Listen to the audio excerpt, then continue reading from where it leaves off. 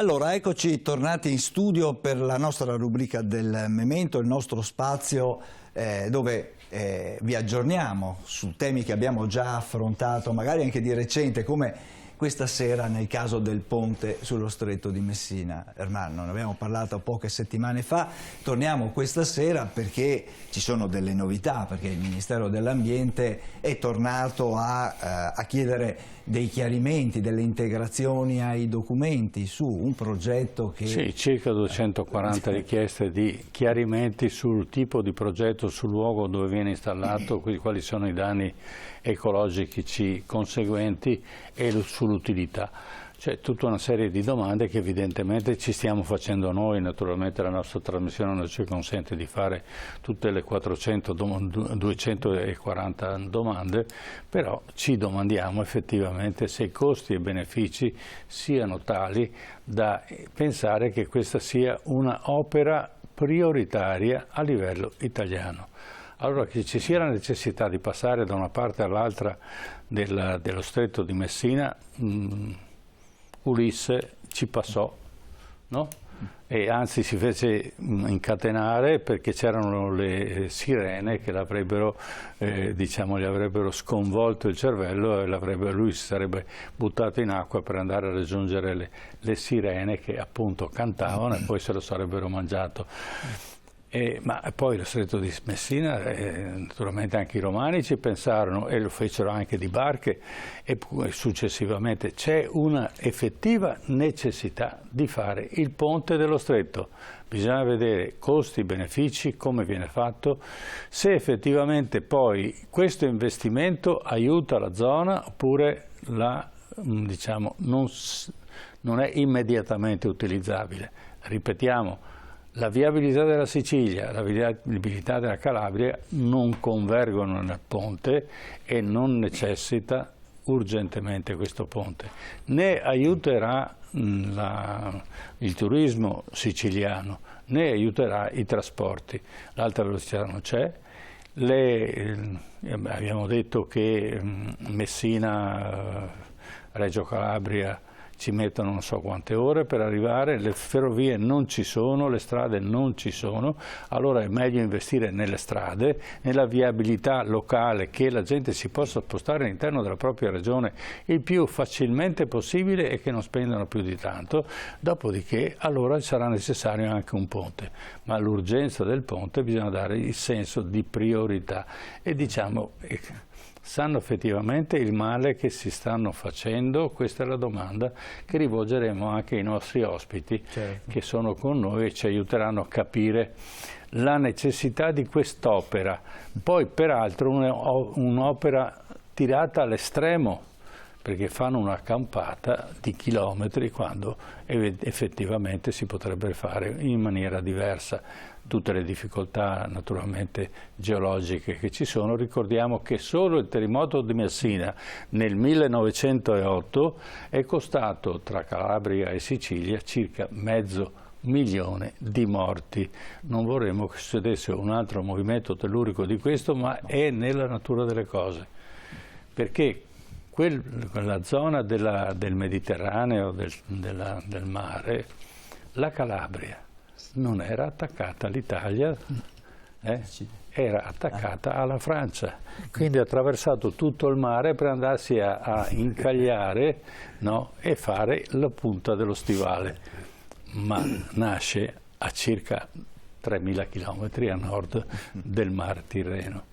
Ecco, quindi facciamoci un pensierino. Sotto è la zona più sismica che c'è in tutto il Mediterraneo, sotto il mare è la zona più sismica e questo naturalmente fa pensare, costruire una cosa di questo genere. Terza cosa, dove sono i soldi? Questa è l'altra domanda. Allora ci stiamo vendendo le poste e le altre attività, stiamo privatizzando aziende dello Stato per riuscire a portare a casa soldi per fare il ponte? Oppure perché abbiamo ordinato 7 miliardi di carri armati alla Germania? Domandiamoci, facciamoci delle domande e cerchiamo di darci delle risposte con i nostri interlocutore. Certo, abbiamo con noi questa sera, ringrazio per essere tornato nei nostri studi, il professor Carmelo Majorana. Buonasera. Buonasera. Professor Majorana, docente di Scienza delle Costruzioni all'Università di Padova. E ringrazio in collegamento l'architetto Walter Fratto. Buonasera, architetto Fratto. Buonasera a voi. Buonasera, grazie. Esponente e rappresentante di Italia Nostra Catanzaro. Ecco, Ermanno, tu hai presentato un quadro. Io l'avevo fatto in precedenza sulla questione delle poste, questa sera il quadro da brividi l'hai presentato tu sul ponte di Messina. Bisogna che la politica risponda ai cittadini. Poi è chiaro che chi è al governo ha una visione complessiva di quella che è l'Italia. Ma non è che noi siamo molto più indietro e siamo meno informati.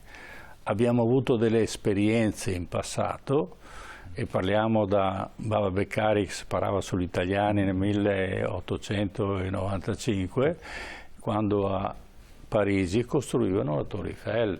Questo dà il delta, diciamo, culturale che ci hanno portato i Savoia, e su ordine perentorio del re Umberto I, dovete andare, dovete sparare, perché sennò lei generale non sarà più, lo mando a casa, l'ha minacciato, e questo ha dovuto sparare, da cretino, ma ha dovuto sparare contro gli italiani. Che rivoluzione volevano fare? La rivoluzione del pane, perché i Savoia avevano per la prima volta in tutto il mondo, si erano inventati di mettere la tassa sul pane, una cosa orribile, e sul sale.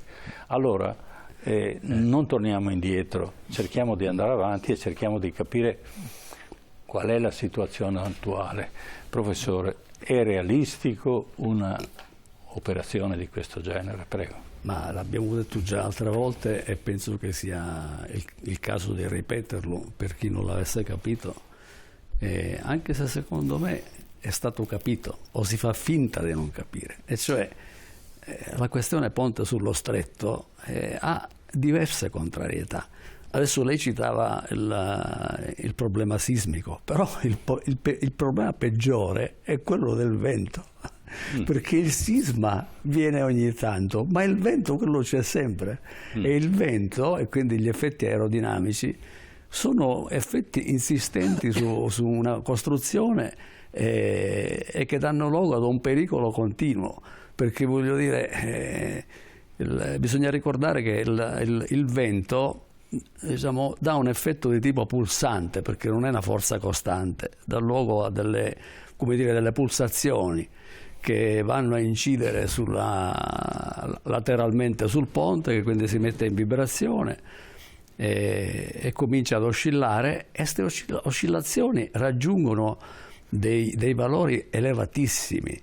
Cioè la gente non sa forse che un carico del genere dà luogo ad un effetto in termini di spostamento che se ne va con la quarta potenza della luce. Ora, qua il ponte è stato concepito, o viene concepito, si dice che è concepito, perché noi questo progetto non l'abbiamo mai visto, pare che ci sia, ma insomma è un po' misteriosa la faccenda, come ponte a luce unica. Perfino i cinesi si sono ribellati a questa cosa, ho letto nella stampa di questi giorni. Dice, ma come?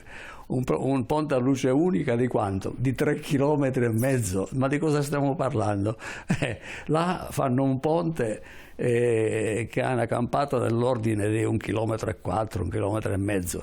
Adesso i ponti nel mondo che hanno le luci massime sono, come sappiamo, quello di Akashi con poco meno di 2 km, Dardanelli idem, ma parliamo di 2 km. Ora il passaggio da 2 km in un colpo solo a 3,5 km è una cosa aberrante, direi. Cioè, chiunque sia dotato di un minimo di logica dice, ma passiamo, che so, da 2 km, da 2 km e 100, 2 km e 2 se ci riusciamo, ma passare da 2 km a 3,5 km, insomma, è chiaro che è un grandissimo azzardo. Significa che lei ha una costruzione che comincia in un punto e finisce dopo 3,5 km. Ma di cosa stiamo parlando? Cioè, si capisce che il vento che pulserà su questa costruzione darà luogo a degli spostamenti laterali che saranno sempre elevatissimi, Quindi per un vento generico che si dovesse verificare lì sullo stretto, sono sempre condizioni tali per cui uno per passare deve pigliare il traghetto, c'è poco da fare, il solito traghetto che c'è sempre stato e che mi ricordo quando ero studente o quando ero laureato da poco, quando scendevo in Sicilia a trovare i miei, mi trovavo là a fare la mia coda per entrare nel solito traghetto e quindi fare il passaggio per come diciamo è logico che sia. Cioè, ora, pensare che questo miracolosamente si possa cancellare questo effetto mi pare veramente insomma una fantasia che proprio non riesco a capire sinceramente. Da un punto di vista statico c'è un altro fattore, sì. Il Sole. Sì, il Sole certo. Quando va a colpire un lato del chiaro, ponte, espande, quello si allunga sì. di pochi millimetri al metro, però a 3000 volte, sommato 3000 millimetri vuol dire cambiare praticamente la statica del ponte. Se poi ci aggiungiamo, come diceva lei, anche il vento, esatto. abbiamo una stabilità che è impraticabile. Cioè io anche facessi quello che mi domando, hanno fatto questo progetto, ma poi l'hanno verificato, hanno fatto una verifica di statica di questo, prego. Ma si figuri, cioè adesso questo qua è un altro argomento ancora. Anni fa si facevano delle verifiche su costruzioni in scala e si facevano per i ponti, si facevano per i reattori nucleari quando l'Italia ancora era implicata nella ricerca sul nucleare. E si facevano questi modelli prevalentemente all'ISMES a Bergamo, che era specializzata nella costruzione di modelli in scala. Naturalmente quando uno fa un modello in scala non è che si tratta di mettere in scala solamente le lunghezze, devono essere in scala anche le forze, le varie quantità implicate. E quindi c'era la possibilità di fare una verifica. Invece questa cosa adesso non c'è più perché con i computer naturalmente sono stati costruiti programmi super sofisticati, però il programma è ovvio che fa quello che tu gli dici, cioè il programma può essere una macchina pericolosa, nel senso che tu dai dei comandi e il computer esegue i tuoi comandi, però dopo ci deve essere una prova provata che effettivamente il tutto funziona, e qui la prova non c'è e non ci sarà probabilmente, perché bisognerebbe costruire il pilone dei 400 metri in cemento armato, affondati nel suolo, e fare diciamo una simulazione realistica di quello che può essere la situazione nel ponte. Quindi è chiaro che è direi impossibile fare una cosa del genere, tanto è vero che appunto i cinesi, che sono grandi costruttori dei ponti, hanno detto ma qua mi pare che si stia cercando una soluzione troppo azzardata, e se lo dicono loro voglio dire ci sarà un motivo insomma. Però abbiamo una situazione che è simile a quella del Mose. Sì, cosa vuol dire? Certo. Che il progetto è secretato. Sì. Praticamente sì. Come il Mose, quindi siamo punto a capo, se esatto. voglio fare quello che voglio io, tu non devi saperlo. Esatto. Allora, perché saperlo implica dopo la possibilità di esprimere critiche, quindi chiaramente quelli che sono i detentori di questo tipo di potere tendono a tenere sullo stretto e a non farlo vedere per paura delle critiche, però è ovvio che non è che c'è altro modo, come è stato la volta scorsa che parlavamo di quelle altre centinaia di critiche che erano venute in prima battuta, adesso ce ne sono altre 200, perché chiaramente man mano che si va a vedere quello che diciamo è la logica di questo progetto, è ovvio che vengono espresse queste osservazioni, tra cui quelle di carattere ambientale, che sono quelle di cui si parla oggi nella trasmissione. Grazie. Walter Fratto, allora ci troviamo di fronte a un'opera molto diciamo estrema. Sì.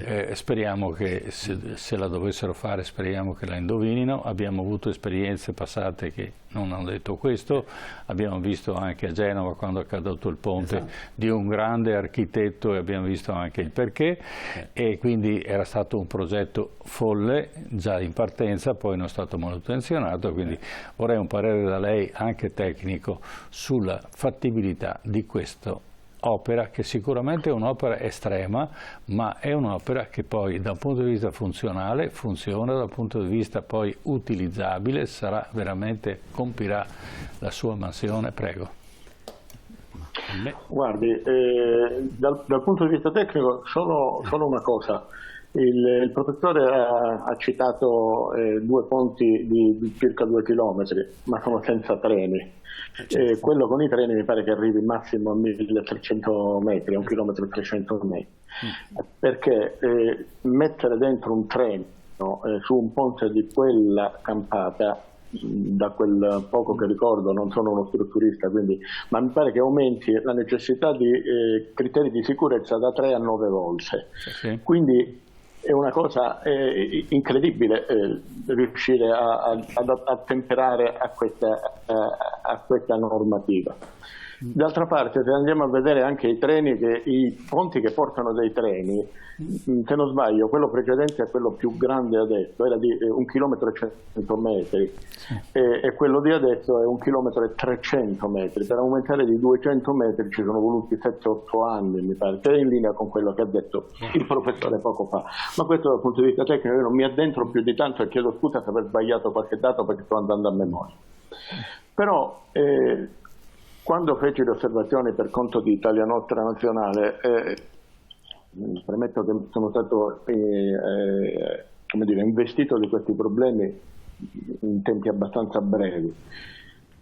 Però la cosa che mi è parsa subito evidente, da meridionale che gira tantissimo sia la Calabria che la Sicilia, che apprezza le bellezze naturalistiche, ambientali, ma anche sociali di queste due regioni che sono un po' abbandonate dal resto dell'Italia, è che in effetti un ponte di questo genere è una classica cattedrale nel deserto, né più né meno che il famoso quinto centro siderurgico, o magari i telespettatori della vostra televisione non lo sanno, o la liquichimica di saline ioniche. La leggenda voleva che si dovessero fare delle proteine che derivavano dal petrolio. Inutile dire che non è mai entrata in funzione. E soprattutto sono stati assunti degli operai che sono stati sempre in cassa integrazione e molti di questi operai sono addirittura arrivati alla pensione restando in cassa integrazione, con uno spreco economico secondo me incredibile, proprio per far passare operazioni di questo tipo che con il Sud non avevano assolutamente nulla a che vedere. Posso interrompere un attimo? Sull'opportunità di fare... Un attimo, questo progetto nasce nei primi anni 60? Il progetto di trasformare il petrolio in proteine? Questo progetto io, se me l'avesse chiesto prima, le avrei mandato anche un'immagine di un trafiletto di un giornale della fine dell'800, addirittura, dove si parlava del ponte sullo stretto. No, io parlavo di, parlavo di proteine. Il progetto invece fu rimesso in circolo, saltuariamente viene rimesso in circolo, ma quella volta fu negli anni 60, se non ricordo male la data fu nel 1962, che ci fu un'interrogazione parlamentare proprio per sapere che cosa si aveva intenzione di fare con questo fantomatico ponte sullo stretto, e in particolare l'interrogazione parlamentare, adesso sto andando sempre a memoria, si chiedeva perché Jacques Cousteau, famoso oceanografo francese, era stato incaricato dell'andare a fare un'ispezione dello stretto di Messina con la sua batimetrica. Di questa cosa io onestamente ho cercato negli anni qualche documento di Jacques Cousteau, ho anche chiesto alla Fondazione Cousteau se avessero dei filmati, perché mi sembra strano che Cousteau, che è andato in mezzo mondo a fare filmati di tutti i tipi, non l'abbia fatto proprio sullo stretto. Sicuramente ho trovato l'affermazione di Jacques Cousteau che un'immersione nello stretto, e in particolare a Scilla, è una delle immersioni subacquee più belle di tutto il Mediterraneo. Perché? Perché lo stretto di Messina crea un microclima, un ambiente del tutto particolare, unico, vi prego, straordinariamente unico, che ha tra l'altro forgiato decine e decine di fotografi, almeno 3-4 di questi sono stati campioni mondiali di fotografia, proprio perché avevano a disposizione un ambiente straordinariamente ricco e interessante da tutti i punti di vista. Anch'io sono un subacqueo, anch'io sono andato sott'acqua, anch'io sono rimasto impressionato dai fondali sia messinesi che reggini, e d'altra parte giusto per trasmettervi, per esempio dalla parte di Messina, anticamente veniva chiamata Scalinata, adesso viene chiamata Punta Faro, però anticamente veniva chiamata così, ma c'è un motivo, un'immersione stupenda che c'è da quelle parti, si chiama Uscalune in dialetto siciliano, perché ci sono come dire, un immenso scalone incredibilmente grande, uno si sente veramente piccolino lì, dove si vedono gli effetti delle frane tipiche a forma di gradoni, e c'è sia dal lato siciliano che dal lato calabrese. In particolare la Calabria, come ha detto il professore poco fa, non appartiene al resto dell'Italia. L'Appennino ha una conformazione geologica particolare, la Calabria ha una conformazione geologica non simile, identica alle Alpi Liguri, identica.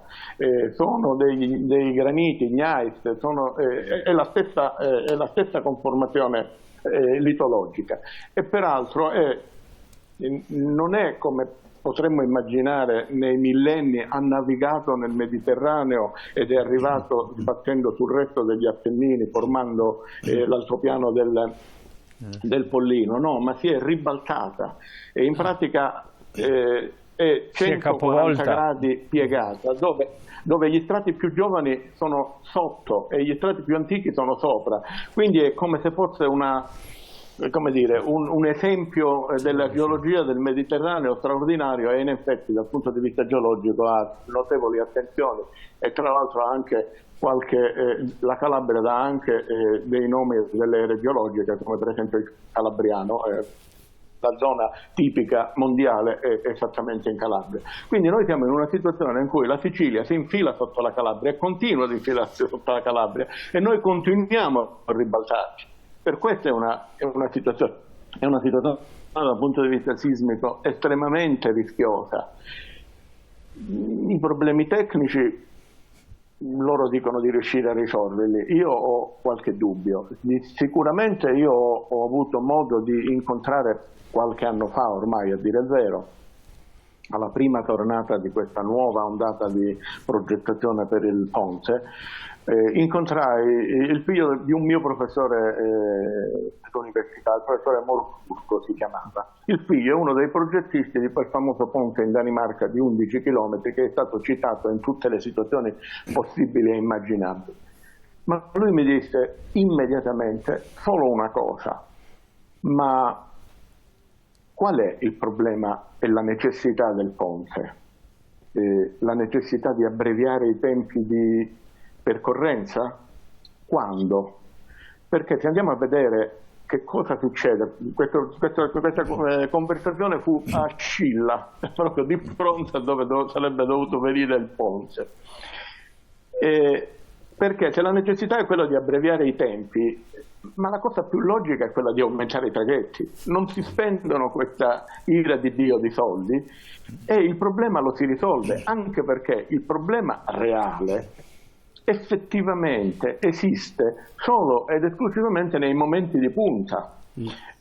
Pasqua, l'estate, inizio estate, fine estate, Natale, quando tornano gli emigrati, quando arrivano i turisti. In questi momenti, durante il resto dell'anno, tutta questa necessità effettivamente non è che ci sia, ma d'altra parte, se ci pensate, è quello che succede in qualsiasi grande città. Anche Venezia sotto Pasqua, in estate, a Natale viene invasa da turisti, ma lo stesso succede per la Sicilia, lo stesso succede per la Calabria. Noi dobbiamo risolvere questo problema a che pro in questo periodo? Perché non si risolve il problema del grande raccordo anulare di Roma, che è intassato quotidianamente di auto? Cioè lì il problema del rallentamento delle merci non si crea, si crea solo in Sicilia per le merci siciliane e calabresi. Mi pare risibile come situazione. L'ultima cosa, volevo dirlo, poi mi taccio. La 106 su quasi 500 km, 490 roba del genere, ha quasi 250 km che sono due corsie di 12 metri. E su questi 250 km insistono almeno una quindicina di ponti costruiti sotto il fascismo. Se io ho la sventura di incontrare un tir che incontra un tir dall'altra parte del ponte, già non passano 2 macchine, 2 tir si devono fermare, e se uno dei 2 non sa a che cosa va incontro e si immette dentro il ponte quando l'altro è già dentro, succede il patatrac, perché si blocca il traffico e succede spessissimo. Allora noi dobbiamo spendere una così grande mole di miliardi per risolvere un problema di cui, vi prego di credere, calabresi e siciliani non ne sentono la necessità, anche per i treni. I treni, ci sono i traghetti di nuova generazione che possono sopperire allo smantellamento dei treni che arrivano lì, e possono anche fare treni di lunghezza notevole. Noi calabresi non abbiamo questa necessità, abbiamo la necessità di poterci muovere con maniera più adeguata, senza rischiare la pelle sulla 106, che è chiamata la strada della morte, o arrivare nei paesi dell'interno che stanno morendo per mancanza. Stanno morendo perché i nostri giovani se ne vanno, emigrano, vengono al nord Italia proprio perché le occasioni non ci sono. E il ponte, come tutte le infrastrutture, non crea ricchezza, crea clientele ma non ricchezza. Certo. Scusate la lunghezza del... Grazie perché purtroppo noi siamo di fronte alla realtà, la politica sta vagheggiando con la fantasia. Allora passiamo al nostro contributo su Ponte sullo Stretto. Il progetto non convince nessuno. Il Ministero dell'Ambiente e della Sicurezza Energetica ha richiesto 239 integrazioni di documenti alla società Stretto di Messina SpA nell'ambito della valutazione del progetto del ponte sullo Stretto di Messina. Per la valutazione di impatto ambientale sono state richieste 155 integrazioni, altre 66 per la valutazione di incidenza VINCA, che verifica le conseguenze di un'opera sui siti Natura 2000, i siti protetti di interesse dell'Unione Europea. Per il piano di utilizzo terre sono state richieste 16 integrazioni per la verifica di ottemperanza 2, 40 pagine in tutto con richieste di aggiornamenti e studi di dettaglio, dalla valutazione di impatto ambientale ai cantieri, dalle discariche alla sismicità dell'area. Il Ministero dell'Ambiente chiede dunque 239 nuovi documenti, mentre tra Calabria e Sicilia 2 nuovi esposti chiedono gli accertamenti delle procure. La coordinatrice della sottocommissione per la valutazione di impatto ambientale, Paola Brambilla, ha presentato precise richieste di aggiornamento del progetto per verificare, ad esempio, la compatibilità degli interventi con i vincoli e le tutele ambientali e paesaggistiche. Il documento del Ministero Ambiente e Sicurezza Energetica chiede chiarimenti sull'analisi costi-benefici e una più approfondita descrizione del contesto sociale, economico, politico e istituzionale in cui si cala il progetto. E poi altri studi sugli scenari sismici e di maremoto, documenti sulla qualità dell'aria. Per i tecnici del Ministero la documentazione è vecchia e quindi non può essere analizzata in questo momento, considerando le nuove normative. La Commissione VIA, in attesa delle risposte della Stretto di Messina, ha sottolineato che se queste non dovessero arrivare in tempi brevi potrebbe anche sospendere la procedura autorizzativa. Insomma, così com'è questo progetto è evidente che non sarà approvato a breve, ma per il Ministero dei Trasporti e la società Stretto di Messina è tutto normale. Il Ministero, con una nota, ha fatto sapere che le integrazioni al progetto richieste in sede di conferenza di servizi saranno fornite entro 30 giorni. Si tratta della normale procedura, si legge nella nota, ed è corretto approfondire tutti gli aspetti di un'opera che sarà unica al mondo. Il Ministro Salvini si dice convinto che i cantieri saranno aperti alla fine dell'estate. Ma se il buongiorno si vede dal mattino potrebbe rimanere veramente deluso, perché i tempi sono destinati a diventare ben più lunghi. Prego, Carmelo Majorana.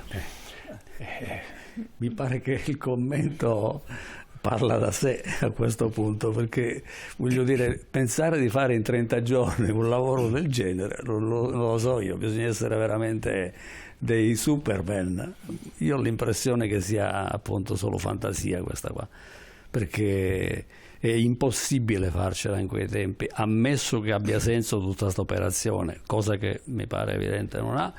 Io vorrei citare un paio di cose che mi vengono in mente, Sì. perché qualche anno fa la Tecnomare mi chiese un parere sulla soluzione subacquea, no? Quella del passaggio semisommerso, diciamo 100 metri dal livello del pelo dell'acqua e 200 dal fondo, grosso modo. Questo è un progetto che è stato portato avanti da un gruppo di studiosi ed è uno dei progetti ritenuto valido, perché tra l'altro porta dei risparmi notevoli per quanto riguarda poi il costo. Però ricordo che allora ospitai un docente che era un membro dell'Accademia delle Scienze russo, il quale venne con me a fare una riunione alla Tecnomare a Venezia e disse, mi ricordo durante la riunione: vedete, il problema in Italia è questo, che gli italiani, per non dire poi tutti, il ponte lo vogliono vedere, cioè avere questa soluzione sommersa non soddisfa perché non si vede, e forse questo qua diciamo che è un motivo importante, perché dice, se non si vede alla fine è come se non ci fosse, no? Mentre quella là era ritenuta una buona soluzione, tant'è vero che poi fu adottato dall'ENI, che lo sponsorizzò, fu fatto uno studio su quel tipo di soluzione,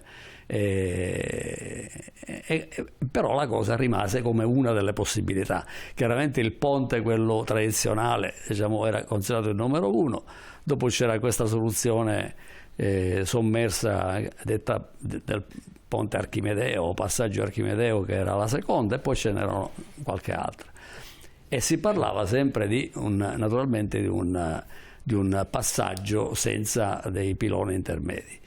Allora il problema quindi è sempre stato di quel tipo, cioè bisognerebbe vederlo il ponte, siamo là e vedere come funziona, e quindi ricadiamo, diciamo, sulla discussione precedente, che finché non c'è una possibilità di costruire questo ponte e vederlo, dopo valgono quelle osservazioni che sono state fatte prima dall'architetto, cioè a un certo punto che ce ne facciamo? Io dico, in centro Sicilia ancora oggi ci sono problemi di approvvigionamento dell'acqua. Voi non lo sapete perché forse non vi capita di andare spesso in Sicilia, ma a me continua a capitare di andare a trovare i miei, eccetera. Manca ancora l'acqua, come mancava 40-50 anni fa quando io ero studentello e quindi andavo e venivo da Padova alla Sicilia e c'era sempre lo stesso problema. Sì, che certo. continua a esserci oggi, cioè quando manca l'acqua, come puoi pensare che come sottoprodotto del ponte ti arriva l'acqua? Voglio dire, che senso ha? Ingegnere, c'è una bellissima, se posso interromperla, Prego. c'è una bellissima vignetta che gira tra Inoponte, e in pratica il pilone da parte calabrese è stato costruito e da parte siciliana ancora non è stato costruito, e il calabrese gli dice in dialetto: ma tuo pilone lo facevi? E dalla parte siciliana gli risponde: e che ne manca l'acqua, ma passiamo un cimento. Per fare il cemento. Mancava l'acqua per impastare il cemento.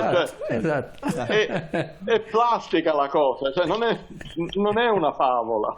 No, Certo. perché purtroppo l'acqua manca tutt'oggi. Dicevo prima che parlando con un mio parente, dice: ma sta venendo mia mamma a trovarci, sta pigliando l'aereo, dice: ma si lamenta che ancora l'acqua arriva a Singhiozzo. Ma è mai concepibile che nel 2024 siamo in questa situazione che l'acqua arriva a Singhiozzo in una città del centro della Sicilia? Voglio dire, no, non ha senso veramente. Mi dispiace. Dice: ma se fai il ponte poi vengono anche gli altri vantaggi, ma non è così, perché c'è una cifra spaventosa. Qua abbiamo le problematiche del Mose che insegnano, Certo. cioè non è che i soldi ti arrivano così perché ti servono, purtroppo devi commisurarle con quello che devi fare. Non è che ce ne sono infiniti di fondi, ci sono quelli che sono disponibili. Certamente. Walter Fratto vuole dare una conclusione a questo progetto, non tanto al progetto quanto una conclusione, se questo ponte sa da fare, dicendolo alla Manzoni. Questo ponte sa da fare, se lo vogliono fare che lo facciano pure. Ci sono problemi tecnici, secondo me, insormontabili, però se si mettono a fare dei tecnici e dei tecnici si assumono la responsabilità di questa cosa, magari tecnicamente tra qualche anno ci riusciranno. Se ci riescono nell'immediato ancora meglio. Sicuramente non può essere una ipotesi quella di approvare il progetto che non c'è, così come risolviamo i problemi in corso d'opera, perché mi sembra una follia suicida, come sembrerebbe che vogliano impostare questa situazione. Ai calabresi e ai siciliani il ponte non è che serva granché, servono, come abbiamo detto sia io che il professore, ben altre cose per avere un livello di qualità della vita un po' più decente. Attraversare il ponte in 5 minuti piuttosto che in un quarto d'ora in tempi normali o in 20 minuti in tempi normali non ci cambia la vita, mentre ci cambierebbe riuscire a passare la Calabria, per esempio, è una regione molto sismica, attraversare dallo Ionio al Tirreno in maniera agevole per noi è un'avventura, tranne in 2 punti, in 3 punti, il resto della Calabria è isolata dal Tirreno allo Ionio. A noi ci servono ben altre cose, riuscire a movimentare le nostre merci in maniera veloce, portarle su una strada veloce, riuscire ad avere dei porti che possano collegare tutta l'Italia. Cioè, a noi serve ben altro che il ponte. Il ponte cos'è? Un'ora di ritardo? Bellezza, ne passiamo così tante. Guardi, citavo in uno studio da Roccella Ionica, sulla Ionica per l'appunto, a Botricello sono circa 100 chilometri. Qualche anno fa ci misi 5 ore perché ci fu una invasione di turisti e si sono riversati in massima parte proprio sulla Ionica, che è la zona che ha la maggiore ricchezza di siti culturali di tutta la Calabria. Con la Magna Grecia è ovvio comprendere questa cosa.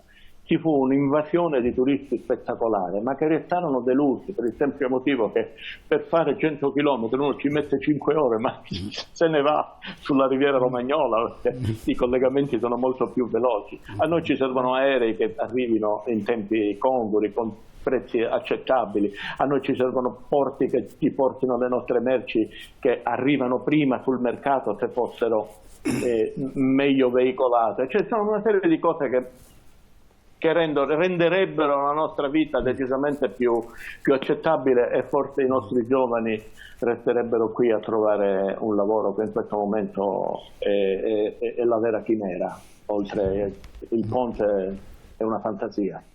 Bene, grazie del vostro intervento. Vi ricordo una cosa, che c'è un preventivo di 12 miliardi per il ponte, però il progetto non c'è ancora e siamo al copia e incolla del Mose. Il Mose non c'era un progetto, era partito un ipotetico progetto di 1 miliardo e 900 milioni, oggi siamo a 8 miliardi di spesa, il ponte non è finito, il Mose non è finito e non ci sono ancora le strutture elettroniche per alzare e abbassare le paratoie, si fanno ancora a mano, quindi vuol dire che non le faranno mai più.